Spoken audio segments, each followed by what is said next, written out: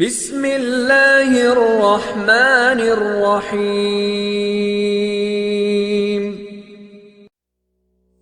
تمام سامعین اور ناظرین کو میری طرف سے السلام علیکم۔ ناظرین، آج کی معلومات خلافت امیہ کے چوتھے خلیفہ مروان بن حکم کے متعلق ہیں۔ مروان بن حکم کا پورا نام مروان بن حکم بن ابی العاص بن امیہ تھا۔ اسے عام طور پر مروان اول کہا جاتا ہے۔ یہ چوتھا اموی خلیفہ تھا جس نے 684 عیسوی سے 685 عیسوی میں 1 سال سے بھی کم عرصے تک حکومت کی۔ اس نے اموی خاندان کے مروانی حکمران گھر کی بنیاد رکھی، جس نے دوسری مسلم خانہ جنگی میں اس کے خاتمے کے بعد سفیانیت گھر کی جگہ لے لی اور 750 عیسوی تک اقتدار میں رہا۔ اپنے چچا زاد بھائی حضرت عثمان کے دور میں مروان نے وسطی شمالی افریقہ میں بازنطینیوں کے خلاف ایک فوجی مہم میں حصہ لیا، جہاں اس نے اہم جنگی سامان حاصل کیا۔ خلیفہ کا کاتب بننے سے پہلے اس نے فارس میں حضرت عثمان کے گورنر کے طور پر بھی خدمات انجام دیں۔ وہ حضرت عثمان کے گھر کے باغیوں کے محاصرے سے لڑتے ہوئے زخمی ہوئے، جس میں حضرت عثمان رضی اللہ تعالیٰ عنہ شہید ہوئے۔ حضرت علی اور حضرت عائشہ کے قریش کے حامیوں کے درمیان ہونے والی خانہ جنگی میں مروان نے اونٹ کی جنگ میں مؤخر الذکر کا ساتھ دیا۔ مروان نے بعد میں اپنے دور کے رشتہ دار خلیفہ معاویہ اول کے تحت مدینہ کے گورنر کے طور پر خدمات انجام دیں، جو اموی خلافت کے بانی تھے۔ معاویہ کے بیٹے اور جانشین یزید اول کے دور میں مروان نے مقامی مخالفت کے خلاف حجاز میں اموی سلطنت کے دفاع کو منظم کیا۔ نومبر 683 عیسوی میں یزید کی موت کے بعد مکہ میں مقیم عبداللہ بن زبیر نے خود کو خلیفہ قرار دیا اور مروان کو ملک بدر کر دیا۔ اس نے اموی حکومت کے مرکز شام میں پناہ لی۔ 684 عیسوی میں آخری سفیان خلیفہ معاویہ ثانی کی وفات کے بعد مروان نے عراق کے سابق گورنر عبید اللہ ابن زیاد کی حوصلہ افزائی کرتے ہوئے جبیہ میں اموی حامی قبائل کے ایک اجلاس کے دوران خلافت کے لیے اپنی امیدواری رضاکارانہ طور پر پیش کی۔ بنو کلب کے ابن بہدل کی قیادت میں قبائلی رئیس نے مروان کو منتخب کیا اور انہوں نے مل کر اسی سال اگست میں مرجرحیت کی جنگ میں زبیر اور قیس کے حامی قبائل کو شکست دی۔ اس کے بعد کے مہینوں میں مروان نے مصر، فلسطین اور شمالی شام پر اموی حکومت کو دوبارہ قائم کیا۔ اپنی موت سے پہلے مروان نے مضبوطی سے اپنے بیٹوں کو اقتدار کے عہدوں پر فائز کیا۔ عبد الملک کو اپنا جانشین نامزد کیا اور عزیز کو مصر کا گورنر بنایا گیا۔ ناظرین، اب ایک نظر ڈالتے ہیں اس کی ابتدائی زندگی اور خاندان پر۔ مروان 623 یا 626 عیسوی میں پیدا ہوا۔ ان کے والد حکم ابن ابی العاص بنو امیہ سے تھے، جو قریش کا سب سے مضبوط قبیلہ تھا، ایک مشرک قبیلہ جو حجاز کے مکہ شہر پر غلبہ رکھتا تھا۔ قریش میں اسی نے اجتماعی طور پر اسلام قبول کیا۔ مروان کے کم از کم 16 بچے تھے، جن میں 5 بیویوں سے کم از کم 12 بیٹے تھے۔ ان کی بیوی عائشہ سے، جو ان کے پھوپھی زاد بھائی معاویہ بن مغیرہ کی بیٹی تھی، ان کے بڑے بیٹے عبد الملک، معاویہ اور بیٹی امرو تھے۔ امرو نے بعد میں سعید بن خالد بن امرو سے شادی کی، جو مروان کے پھوپھی زاد بھائی عثمان بن عفان کے پڑپوتے تھے۔ بنو کلب قبیلے کی مروان کی بیوی لیلہ بنت زبان سے ان کے ہاں عبد العزیز اور بیٹی عثمان پیدا ہوئے، جن کی شادی خلیفہ عثمان کے بیٹے ولید سے ہوئی تھی۔ مروان کے 10 بھائی تھے اور 10 بھتیجوں کا چچا تھا۔ ناظرین، اب ایک نظر ڈالتے ہیں حضرت عثمان کے سیکرٹری کے طور پر ان کی خدمات پر۔ خلیفہ عثمان کے دور میں مروان نے وسطی شمالی افریقہ میں بازنطینیوں کے خلاف ایک فوجی مہم میں حصہ لیا، جہاں اس نے اہم جنگی سامان حاصل کیا۔ یہ ممکنہ طور پر مروان کی خاطر خواہ دولت کی بنیاد بنی، جس کا ایک حصہ اس نے مدینہ میں جائیدادوں میں سرمایہ کاری کی، جو کہ خلافت کا دارالحکومت تھا۔ ایک غیر متعین مقام پر اس نے خلیفہ کے کاتب اور ممکنہ طور پر مدینہ کے خزانے کے نگران بننے سے پہلے فارس میں حضرت عثمان کے گورنر کے طور پر خدمات انجام دیں۔ حضرت عثمان کی اقربا پروری کی پالیسیوں اور عراق میں سابق ساسانی تاج کی زمینوں کی ضبطگی پر عدم اطمینان نے قریش اور کوفہ اور مصر کے بے دخل اشرفیہ کو خلیفہ کی مخالفت پر مجبور کر دیا۔ 656 کے شروع میں مصر اور کوفہ کے باغی مدینہ میں داخل ہوئے تاکہ حضرت عثمان پر اپنی پالیسیوں کو تبدیل کرنے کے لیے دباؤ ڈال سکیں۔ مروان نے ان کے خلاف پرتشدد جواب دینے کی سفارش کی، لیکن حضرت عثمان نے مصریوں کے ساتھ سمجھوتا کیا، جو بغاوت کرنے والوں میں سب سے بڑا اور سب سے زیادہ بولنے والا گروہ تھا۔ مصر واپسی پر باغیوں نے حضرت عثمان کے نام ایک خط مصر کے گورنر ابن ابی سرح کو لکھا، جس میں انہیں باغیوں کے خلاف کارروائی کرنے کی ہدایت کی گئی تھی۔ اس کے رد عمل میں مصریوں نے واپس مدینہ کی طرف مارچ کیا اور جون 656 میں حضرت عثمان کا ان کے گھر میں محاصرہ کر لیا۔ ناظرین، حضرت عثمان نے دعویٰ کیا کہ وہ اس خط سے لا علم تھے اور ہو سکتا ہے کہ اسے مروان نے حضرت عثمان کے علم کے بغیر لکھا ہو۔ اس کے برعکس حکم کے باوجود مروان نے فعال طور پر حضرت عثمان کے گھر کا دفاع کیا، اور جب اس نے گھر کے داخلی دروازے پر جمع باغیوں کو للکارا تو اس کی گردن بری طرح زخمی ہو گئی۔ روایت کے مطابق وہ اپنی گھریلو نرس فاطمہ بنت اوس کی مداخلت سے بچ گیا اور اسے ابو حفص الیمانی نے اس کے گھر کی حفاظت میں پہنچایا۔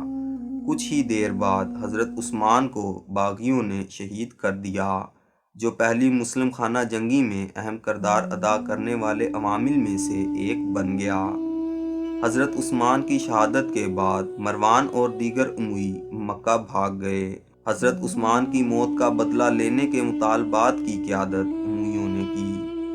حضرت محمد صلی اللہ علیہ وآلہ وسلم کی بیویوں میں سے ایک حضرت عائشہ اور ان کے دو ممتاز ساتھیوں طلحہ بن عبید اللہ اور زبیر بن العوام نے کی۔ حضرت عثمان کے قاتلوں کو سزا دینا ان کے جانشین حضرت علی ابن ابی طالب، جو کہ محمد صلی اللہ علیہ وآلہ وسلم کے چچا زاد بھائی اور داماد تھے، ان کی مخالفت کا ایک بڑا نعرہ بن گیا۔ حضرت علی کو خارجیوں کے ایک رکن نے جنوری 661 عیسوی میں شہید کر دیا۔ ان کے بیٹے اور جانشین حضرت حسن ابن علی نے معاویہ کے ساتھ ایک امن معاہدے میں دستبرداری اختیار کی، جو حضرت حسن کے دارالحکومت کوفہ میں داخل ہوئے اور وہاں انہیں خلیفہ کے طور پر تسلیم کیا گیا۔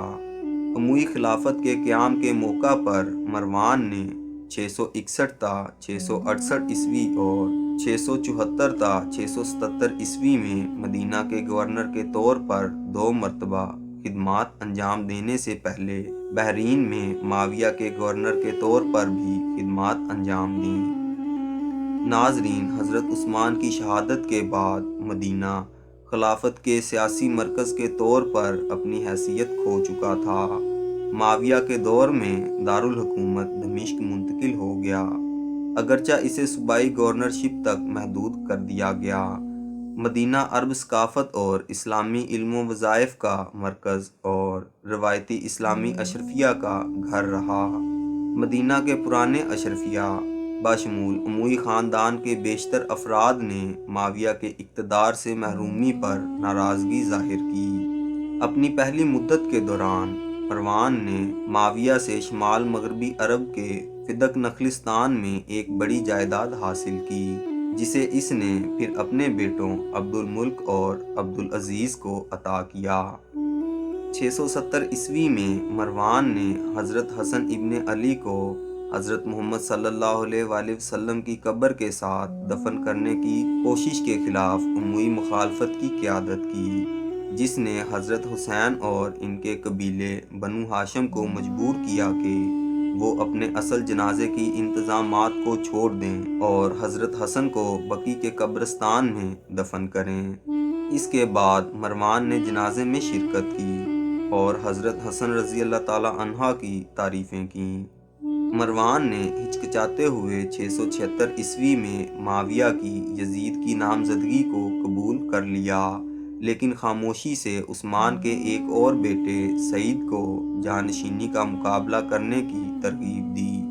سعید کے عزائم اس وقت بے اثر ہو گئے جب خلیفہ نے اسے خراسان میں فوجی کمان سونپی، جو کہ خلافت کے سب سے مشرقی علاقے تھے۔ ناظرین، 680 عیسوی میں معاویہ کی وفات کے بعد حسین ابن علی، عبداللہ ابن زبیر اور عبداللہ ابن عمر نے معاویہ کی بیعت سے انکار کر دیا۔ مروان نے حجاز میں اموی قبیلے کے رہنما کے طور پر ولید ابن عتبہ، جو اس وقت مدینہ کے گورنر تھے، انہیں مشورہ دیا کہ وہ حضرت حسین اور ابن الزبیر، جن دونوں کو وہ اموی حکومت کے لیے خاص طور پر خطرناک سمجھتے تھے، انہیں یزید کو قبول کرنے پر مجبور کریں۔ حضرت حسین نے ولید کی طلبی کا جواب دیا، لیکن یزید کو تسلیم کرنے سے روک دیا اور عوام کے سامنے عہد کرنے کی پیشکش کی۔ ولید کے اس اجلاس میں مروان بھی شریک تھا اور اس نے حضرت حسین کو نظر بند کرنے کا مطالبہ کیا کہ جب تک وہ یزید کی بیعت نہ کر لیں اور اگر وہ انکار کر دیں تو انہیں پھانسی دے دی جائے۔ اس پر حضرت حسین نے مروان کو ڈانٹا اور وہاں سے واپس آ گئے۔ بالآخر بنی امیہ کے خلاف بغاوت کی قیادت کرنے کے لیے کوفہ کی طرف بڑھے۔ وہ اکتوبر 680 عیسوی میں کربلا کی جنگ میں یزید کی فوجوں کے ہاتھوں شہید ہو گئے۔ ناظرین، ابن زبیر نے ولید کی طلبی سے گریز کیا اور مکہ فرار ہو گئے، جہاں انہوں نے خانہ کعبہ میں واقع اپنے ہیڈ کوارٹر سے یزید کے خلاف ریلی نکالی، جہاں روایتی طور پر تشدد پر پابندی تھی۔ 683 عیسوی میں مدینہ کے لوگوں نے خلیفہ کے خلاف بغاوت کی اور مقامی امویوں اور ان کے حامیوں پر حملہ کر دیا، جس سے انہیں شہر کے مضافات میں مروان کے مکانات میں پناہ لینے پر آمادہ کیا گیا، جہاں وہ محصور تھے۔ مروان کی مدد کی درخواست کے جواب میں یزید نے شامی قبائلیوں کی ایک مہم جوئی کے خلاف فوج بھیجی، جس کی قیادت مسلم ابن عقبہ کر رہے تھے، تاکہ اس علاقے پر اموی اختیار کو یقینی بنایا جا سکے۔ مدینہ کے امویوں کو بعد میں نکال دیا گیا اور مروان اور ابو العاص کے خاندان سمیت بہت سے لوگ ابن عقبہ کی مہم میں شامل ہو گئے۔ اگست 683 عیسوی میں الحریرہ کی جنگ میں مروان نے اپنے گھوڑ سواروں کی قیادت میں مدینے کا سفر کیا اور شہر کے مشرقی مضافات میں ابن عتبہ سے لڑنے والے مدنی محافظوں کے خلاف پیچھے سے حملہ کیا۔ مدینہ پر فتح کے باوجود نومبر میں خلیفہ کی موت کے بعد فوج شام کی طرف پسپائی اختیار کر گئی۔ فوج کے جانے پر ابن زبیر نے خود کو خلیفہ قرار دے دیا اور جلد ہی مصر، عراق اور یمن سمیت خلافت کے بیشتر صوبوں میں پہچان حاصل کر لی۔ مروان اور حجاز کے امویوں کو ابن زبیر کے حامیوں نے دوسری بار بے دخل کر دیا اور ان کی جائیدادیں ضبط کر لی گئیں۔ ناظرین، اب ایک نظر ڈالتے ہیں ان کی خلافت پر۔ مروان کو شام کے قبائلی اشرفیہ نے دمشق میں اپنے اموی رشتہ داروں کی جگہ خلیفہ کے طور پر منتخب کیا تھا۔ 684 کے شروع تک مروان شام میں تھا۔ یہ دمشق میں یزید کے جوان بیٹے اور جانشین معاویہ ثانی کے دربار میں تھا۔ مروان اپنے دور اقتدار میں کئی ہفتوں بعد بغیر کسی جانشین کا اعلان کیے انتقال کر گیا۔ اس کے بعد فلسطین کے شامی حمص اور کناسرین کے گورنروں نے ابن زبیر کی بیعت کی۔ اس کے نتیجے میں مروان بطور حکمران امویوں کے مستقبل سے مایوس تھا اور ابن زبیر کی قانونی حیثیت کو تسلیم کرنے کے لیے تیار تھا۔ تاہم عراق کے نکالے گئے گورنر عبید اللہ ابن زیاد نے ان کی حوصلہ افزائی کی کہ وہ جبیہ میں منعقد ہونے والے وفادار شامی عرب قبائل کی سربراہی اجلاس کے دوران خود کو معاویہ ثانی کے جانشین کے طور پر رضاکارانہ طور پر پیش کریں۔ دوسری طرف ابن زبیر کی عام پہچان سب سے زیادہ صالح اور نامور مسلمان کو قیادت دینے کے اسلامی اصول پر کاربند تھی، جبکہ جابیہ سربراہی اجلاس میں اموی وفاداروں نے براہ راست موروثی جانشینی کے اصول جیسا کہ معاویہ نے متعارف کروایا تھا ان پر بحث کی اور خالد بن یزید کا نام پیش کیا۔ مروان نے معاویہ کے نوعمر پوتے خالد بن یزید کی نامزدگی کی نمائندگی کی اور قبیلے کے سب سے ذہین اور قابل ترین فرد کو منتخب کرنے کا عرب قبائلی اصول مروان نے اس معاملے میں مظہر کیا۔ ناظرین، جابیہ سربراہی اجلاس کے منتظم ابن بہدل طاقتور بنو کلب قبیلے کے سردار اور یزید کے چچا زاد بھائی نے خالد کی نامزدگی کی حمایت کی۔ دوسرے سرداروں میں سے زیادہ تر، جن کی قیادت راہ بن زنبا اور کندہ کے حسین ابن نمیر نے کی تھی، انہوں نے خالد کی جوانی اور ناتجربہ کاری کے مقابلے میں اس کی بالغ عمر، سیاسی ذہانت اور فوجی تجربے کا حوالہ دیتے ہوئے مروان کا انتخاب کیا۔ ناظرین، اب ایک نظر ڈالتے ہیں اموی حکومت کو دوبارہ قائم کرنے کی مہمات پر۔ کلب کی مخالفت میں زبیر اور قیس کے حامی قبائل نے مروان کے الحاق پر اعتراض کیا اور دمشق کے گورنر الضحاک بن قیس الفہری کو جنگ کے لیے متحرک ہونے کا اشارہ کیا۔ الضحاک نے دمشق کے شمال میں مرجرحیت کے میدان میں پڑاؤ ڈالا۔ زیادہ تر شامی جھنڈوں نے ابن زبیر کی حمایت کی، سوائے اردن کے، جن کا غالب قبیلہ کلب تھا۔ کلب اور ان کے اتحادی قبائل کی تنقیدی حمایت کے ساتھ مروان نے الضحاک کی بڑی فوج کے خلاف مارچ کیا، جبکہ دمشق شہر میں غاسانی رئیس نے الضحاک کے حامیوں کو نکال باہر کیا اور شہر کو مروان کے اختیار میں لایا۔ اگست میں مروان کی افواج نے قیس کو شکست دی اور مرجرحیت کی لڑائی میں الضحاک کو ہلاک کر دیا۔ مروان کے عروج نے کدہ قبائلی متحد ریاستوں کی طاقت کی تصدیق کی، جس کا کلب حصہ تھا، اور جنگ کے بعد اس نے حمص کی قحطان ریاست کے ساتھ اتحاد قائم کیا، جس سے یمن کا نیا قبیلہ تشکیل پایا۔ مرجرحیت میں امویوں کی یمانیوں کو کچلنے والی فتح نے طویل عرصے سے جاری کساوت یمانی کے خونی جھگڑے کو جنم دیا۔ اگرچہ جبیہ کے وفادار قبائل اسے پہلے ہی تسلیم کر چکے تھے، لیکن مروان نے جولائی یا اگست میں دمشق میں خلیفہ کے طور پر بیعت کا رسمی حلف لیا۔ اس نے یزید کی بیوہ اور خالد کی والدہ ام ہاشم فاخیتہ سے شادی کی۔ اس طرح صفیانیوں کے ساتھ سیاسی تعلق قائم کیا۔ مروان نے غسانی یحییٰ بن قیس کو اپنی شرطہ کا سربراہ مقرر کیا۔ مرجرحیت میں اس کی فتح اور وسطی شام میں اموی طاقت کے استحکام کے باوجود مروان کے اقتدار کو امویوں کے بقیہ سابقہ علاقوں میں تسلیم نہیں کیا گیا۔ ابن زیاد اور ابن بہدل کی مدد سے مروان نے خلافت پر اموی حکومت کو بحال کرنے کا بیڑا اٹھایا۔ فلسطین کی طرف اس نے راہ ابن زنبا کو روانہ کیا، جس نے اپنے حریف جودم قبیلے اور ابن زبیر کے حامی گورنر نطیل ابن قیس کی قیادت کے لیے پرواز کو مکہ جانے پر مجبور کیا۔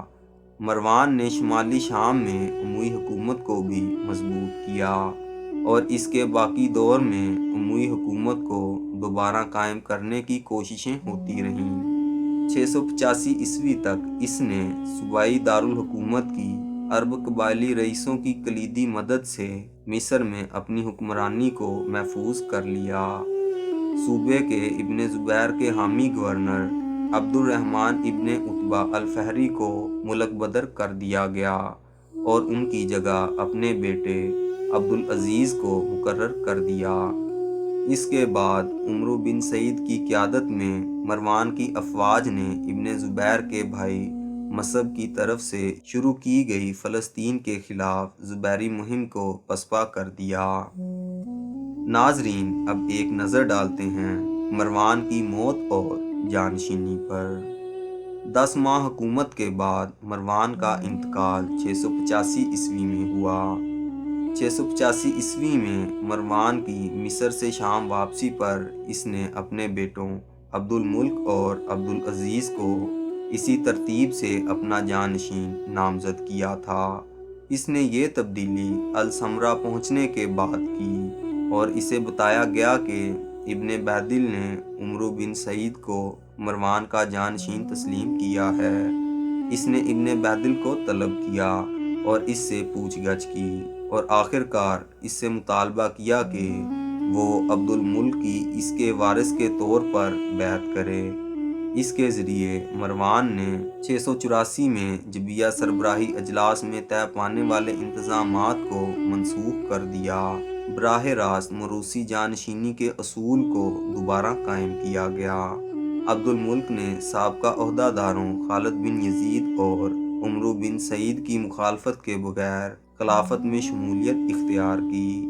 اس کے بعد موروثی جانشینی اموی خلیفہ کا معیاری عمل بن گیا۔ ناظرین، اب اسی امید کے ساتھ آپ سے اجازت چاہوں گا کہ آپ کو آج کی ہماری ویڈیو پسند آئی ہوگی۔ انشاءاللہ ملتے ہیں بہت جلد ایک نئی معلوماتی ویڈیو کے ساتھ۔ اللہ آپ کا حامی و ناصر۔